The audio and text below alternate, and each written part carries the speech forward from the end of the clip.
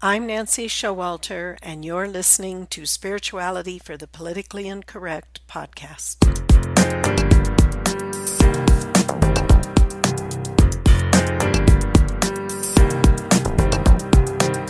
Welcome, all radical paradigm shifters and creative change makers. You who dare to create a better life and a better world. Tap into the power that resides within you and use that power for constructive change.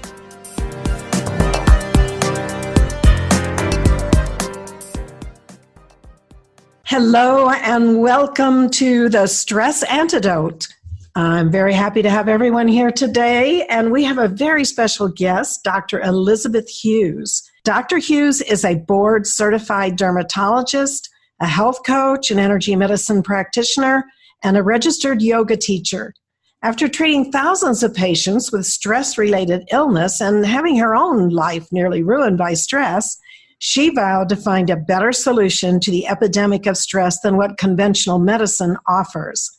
Dr. Hughes has developed a revolutionary approach, which we're looking forward to hearing about, to stress reduction based on establishing trust in the human body. Dr. Hughes believes that once each person has cultivated a deep and abiding trust in the power of the human body, our experience of health and illness will change for the better forever. Welcome, Dr. Elizabeth Hughes. Well, Nancy, thank you so much for having me. I'm so excited to be here today. Well, you are most welcome. We're excited to have you. May I call you Elizabeth? Yes, I want you to. Okay, great. So why don't we just begin by having you tell us a little bit about your background and some of the things you went through that brings you to this point. Yes, of course. So I am a completely conventionally trained doctor and really didn't consider what you might consider the outer edges of medicine or alternative healing at all until two things sort of came together and happened all at once. And the first and most obvious is that I saw a patient have a complete remission of a chronic, quote unquote, incurable illness based on a shift in mindset. And it turns out that I facilitated that shift in mindset without realizing what I was doing. But the change was so remarkable that I had to sort of go back and ask, what happened here? Because that was a miracle. And doctors don't like to use the word miracle, but that's what happened.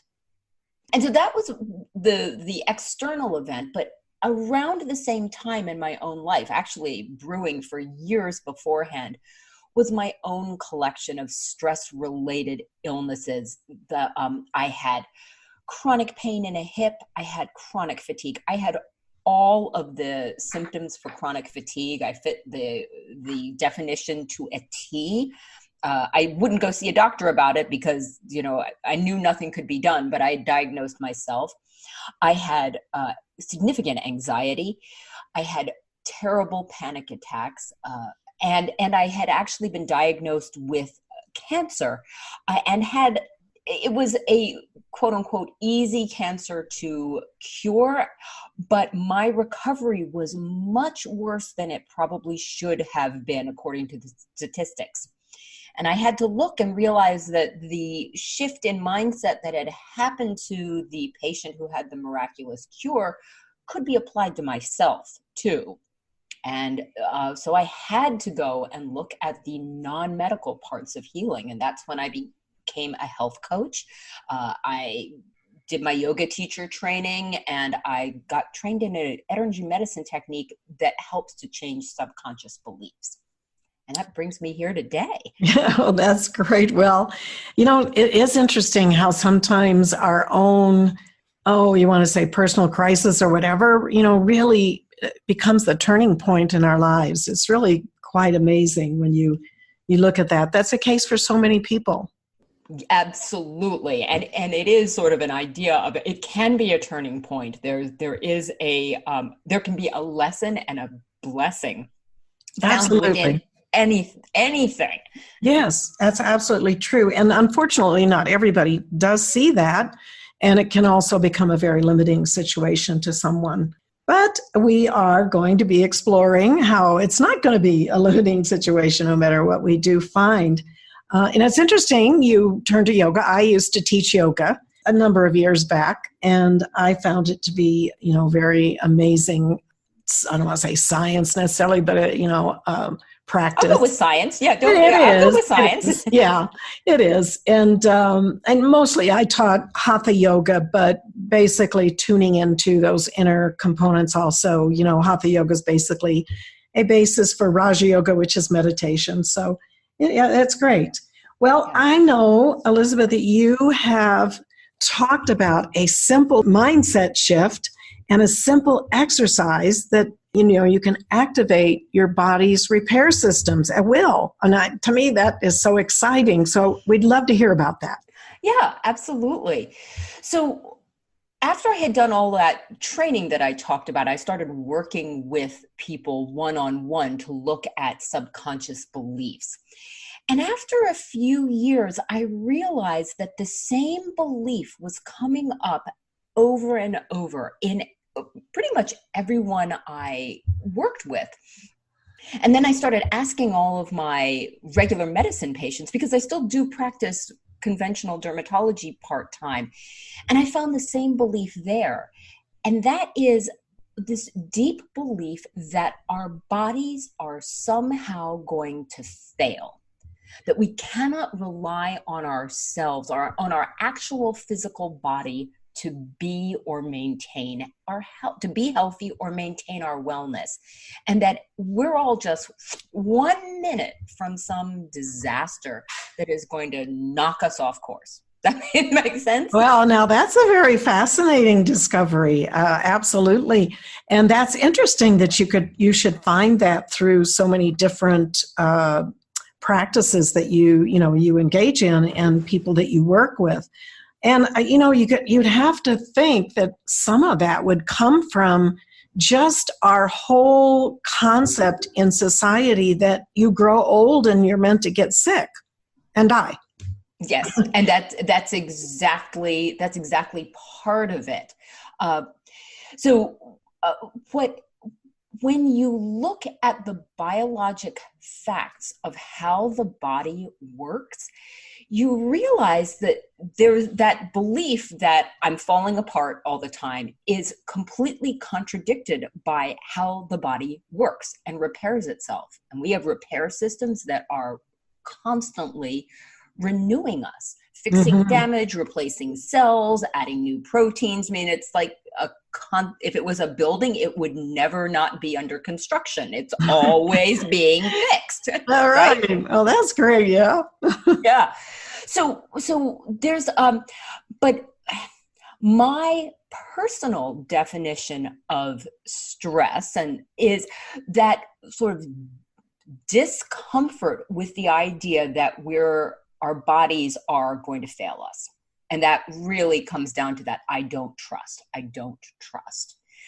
myself.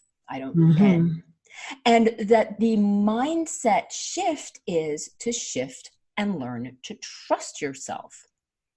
And this isn't just a concept that is just in my mind. There's actually medical evidence for that mindset shift of trusting yourself being the basis for good health. Oh, that's interesting. Can you tell us a little more about that? Yeah, so there's sort of 3 different sources or ways of studying this. And the first is really to just there are psychological studies on this, asking people what they think about their health and then following them to see what happens with their health. And I'm just going to share one little study that demonstrates this. There are hundreds more, but I'm going to share one. There was a study done on 300 people done at the University of Pittsburgh and Carnegie Mellon University between the psychology and the infectious disease departments. 300 healthy people were recruited, and they were asked to rate their health on a 1 to 5 scale. So 1 meant my health is poor, and 5 was my health is excellent. So 2 was fair, 3 was good, 4 was very good, and 5 was excellent. All right. Then all of these participants, regardless of what they rated their health, were then examined to determine if they were medically ill in any way, and they were all determined to be completely healthy. Then each person was given nose drops full of the flu virus that they had to inhale. And if anyone's ever had that nasal flu vaccination, that's what they got. So they got a nose full of the common cold. So they were directly exposed and then monitored for 5 days to determine whether or not they developed the common cold, right? Mm-hmm. Well, first off, what's the first thing that's very interesting is you would think if you got a nose full of the common cold virus, you would develop the common cold 100% of the time, right? Not everyone did develop that. So that's just fascinating right there. Right. But the people who rated their health as excellent, as a 5 out of 5 on that scale, developed the common cold at half the rate that the people who judged their health to be very good, 4 out of 5 on the scale.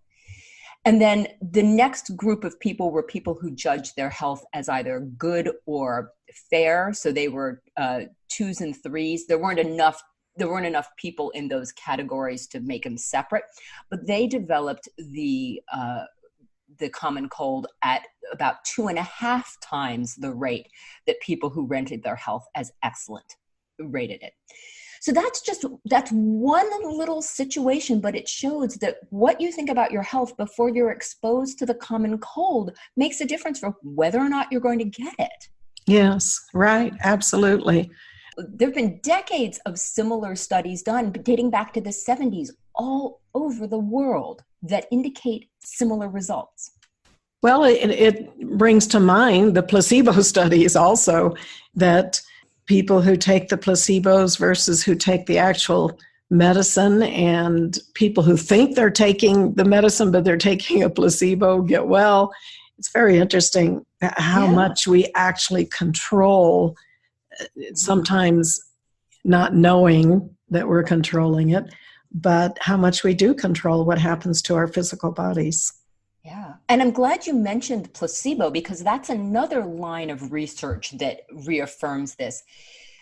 What goes into making the placebo effect has actually been very carefully studied, so that it's been teased out the contribution of the mindset of the patient, the mindset of the doctor or practitioner, and then the environment in which the study or research is conducted. And all 3 of those have been looked at as contributing to the positive aspects of the placebo effect. Interesting. Yeah. That's very interesting. And when you and what's really, really interesting is whole studies have been done where nobody got treatment. Now, everybody got a sham treatment in the research, but controlled for the outcome of the patient, the attitude of the patient, the attitude of the practitioner, and the environment. And it's shown that when the patient and both the patient and the practitioner have positive expectations, that's psychology language, which I can translate into trust, that is what makes the placebo effect. Mm-hmm. So that if you go in and say, we don't know, as a researcher, if the researcher says, I don't know if this is going to work, and tells the patient, I don't know if this is going to work, well, the placebo effect doesn't work as well as if the positive expectation says, this is a promising new treatment, we're going to try it, and then the placebo effect works, even when nobody's getting medication. So that's the second little form of research that reaffirms this. And there's a third one too, so I can share that as well. Yeah, go ahead. Yeah, so the third line of research has to do with relationships and feeling of trust in relationships. And there's an enormous amount of biologic data on how the body responds to that feeling of trust. Now, granted, it's trust with another person involved, but really the individual person is feeling the trust. You don't have to have the trust involved with another person, but that turns off your stress response. It just does. And it activates all sorts of healing mechanisms in your body. It makes your immune system function properly. It increases your cellular repair functions. It does everything you want for health. Right. And that just brings up a lot of things from a little bit of a spiritual perspective. It's, how Einstein said, the question is, do you believe you live in a hostile universe or a friendly universe? And it really does have a huge different mindset of whether you're a victim of your circumstances and life and all these illnesses and all these things that can happen, or whether you just really believe that you are a co-creator in this world, and it's a friendly universe, a universe that supports you in a broader sense. And it also reminds me when you're talking about the mindset of the doctor and the different people that are involved, that reminds me too of, which is a little bit different from what we're talking about, but you know how they'll put like the worst students, they'll give the worst class of students to the teacher and say, these are the best above average students that produce better than any whatever. And those students end up doing just that. And it's very, very fascinating because our beliefs make such a difference in our outcomes in our life. Yeah, that was I think the beginning of the Biology of Beliefs by Dr. Bruce Lipton, describes exactly that happening in his own classroom. Yeah, it's amazing. But there's been many experiments with that over the years since that's come up as something to observe. And it's truly amazing. And that brings us to parents with children. When you hold that concept for them, that they are, they're amazing little beings, even though sometimes we could question that, but that they really can fulfill their fullness of who they are and who they're, meant to be. And it makes a difference. And versus telling your kid, oh, you're stupid, or, oh, you'll never amount to anything, these kinds of things create these beliefs that we have. And society, of course, contributes as we've been talking about it. So, yeah, there's a lot that goes into this. And I've always kind of told some of my clients and people that, which would be a little controversial to some, that really we create our own stress. And I put the example that we're from the United States, but we live much of the year in Ecuador in South America.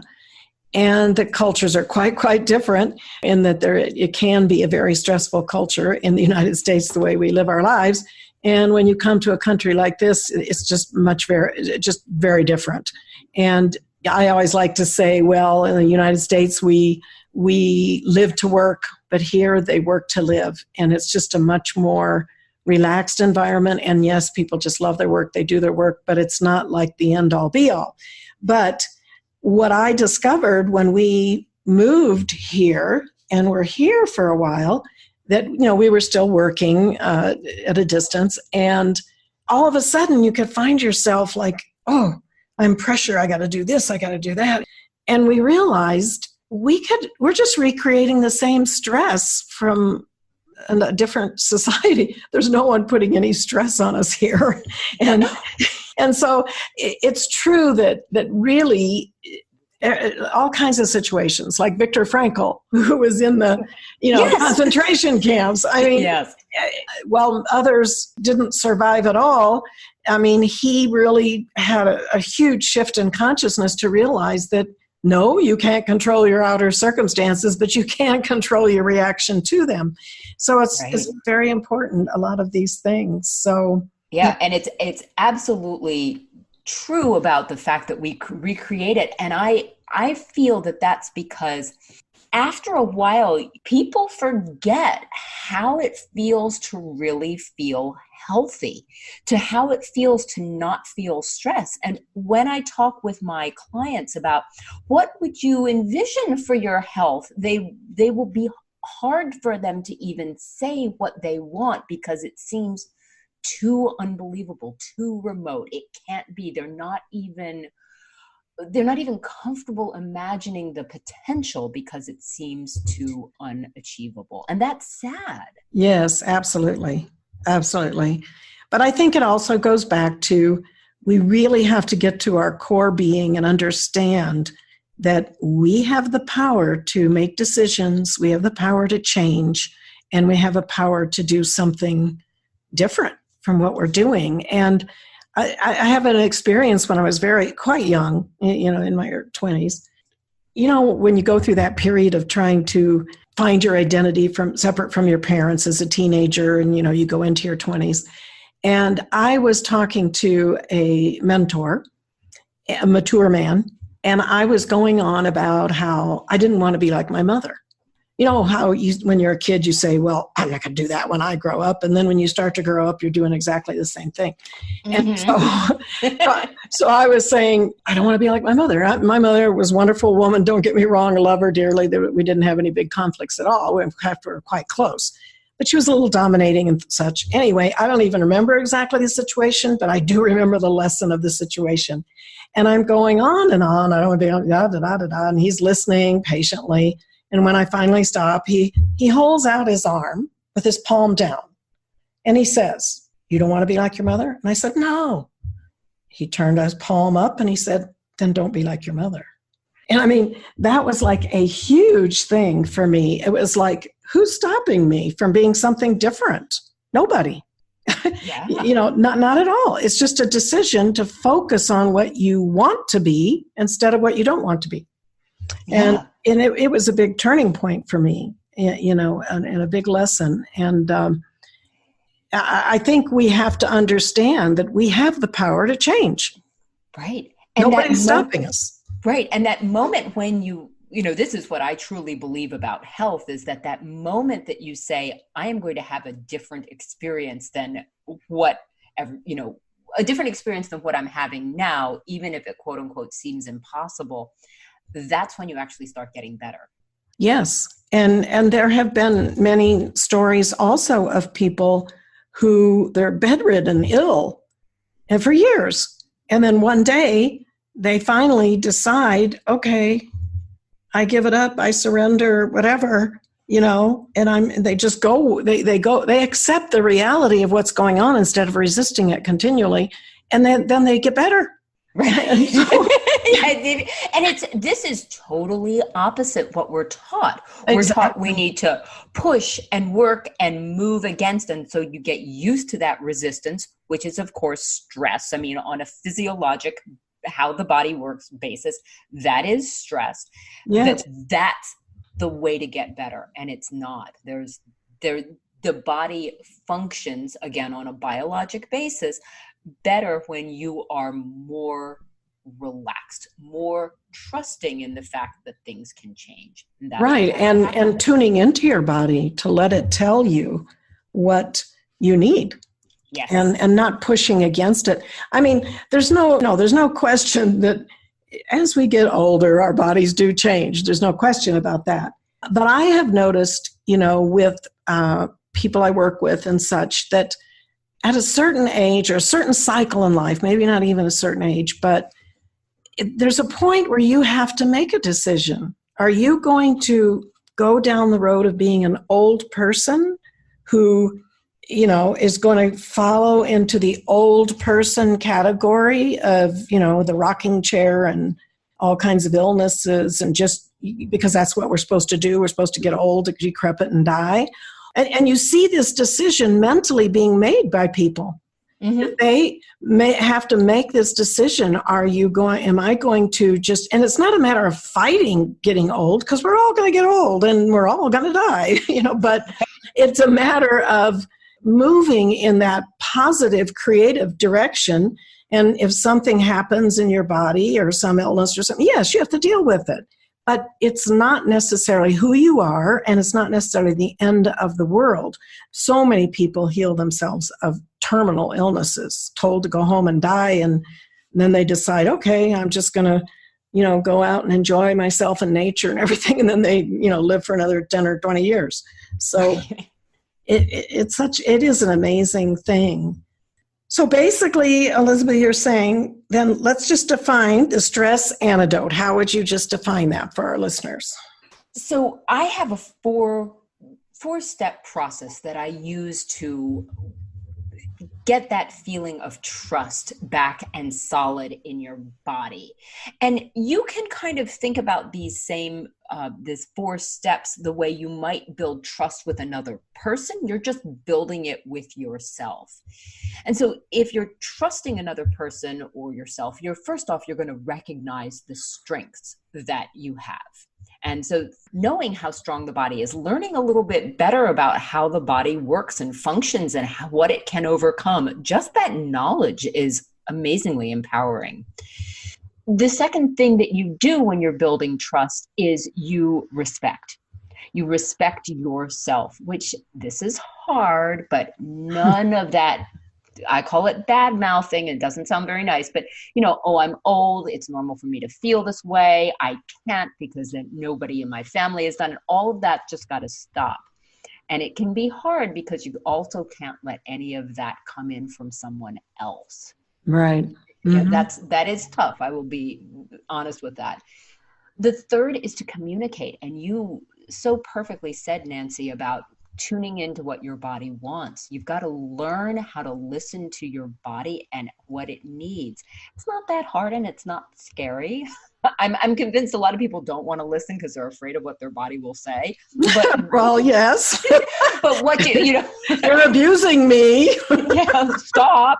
Yeah. But then then once you're able to do that, symptoms become less scary. You don't have to have a real sense of panic if you've got a pain. You can say, all right, I know how to listen to what's going on here. I know what that tickle in my throat means, or whatever the symptom is. So the communication is the third portion. And the final portion is really to support and work in partnership with your body.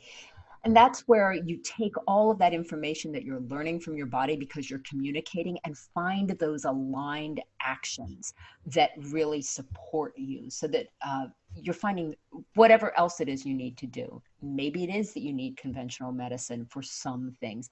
Maybe it's not. Maybe there's a specific thing that your body needs. Or, as you said, Nancy, go out in nature or, go find your life's purpose or whatever it is.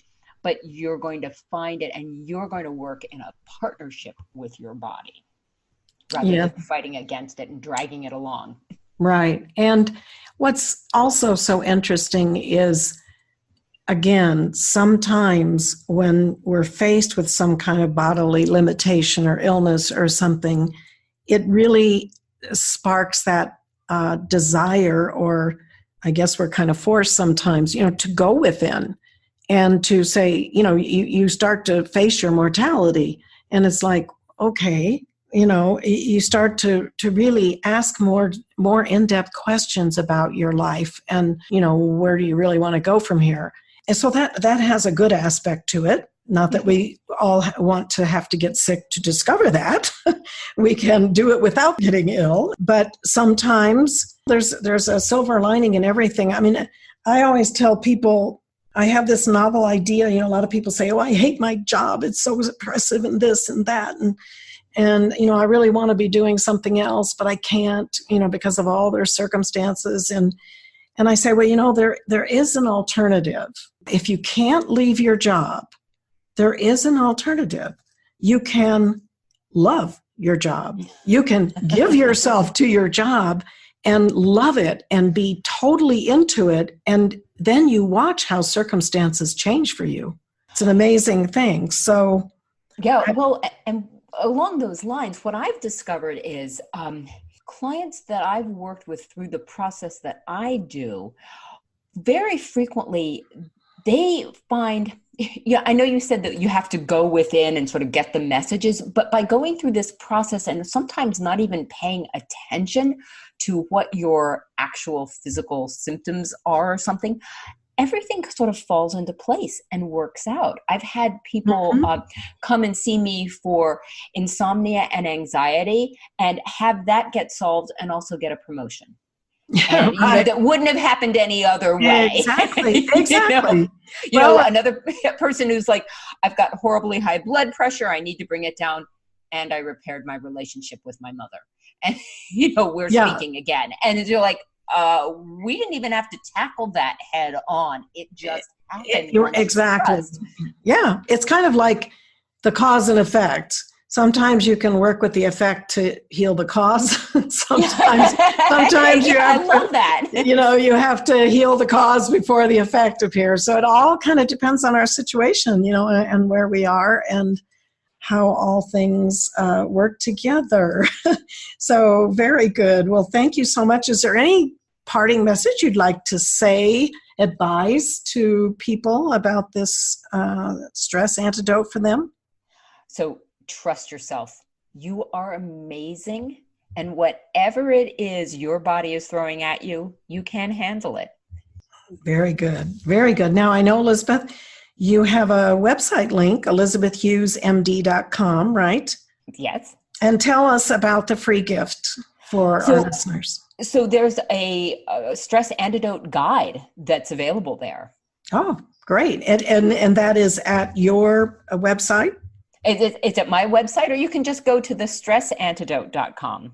Okay, so great. elizabethhughesmd.com or thestressantidote.com to get the free, is it a publication? Yeah, it's a guide that talks about my process and okay. So you can know it all. Awesome. And you can contact Elizabeth at her website also, right? Yes, absolutely. I'd love to hear from you. Well, very, very good. And thank you ever so much for being with us today. I think it's wonderful what you've shared with our audience and very, very beneficial, of course. And I applaud you for your work. Thank you. And it's always wonderful to connect. Thank you so much, Nancy, for having me. You are most welcome. So everybody, I will see you next week. Until then, keep an open mind, a generous heart, and a powerful spirit. Thank you for being with me today, and if you enjoyed this episode, please subscribe, download, and comment. I'd love to hear from you, and your support is much appreciated. And don't forget, go to nancyshowalter.com to get your free electronic copy of my book, It's Okay to Be Rich, The Entrepreneur's Guide to Increased Wealth and Personal Mastery, endorsed by T. Harv Eker. And my free mini course, How to Speak Your Success, the shocking truth of how your words impact achieving your goals. I'll see you next week.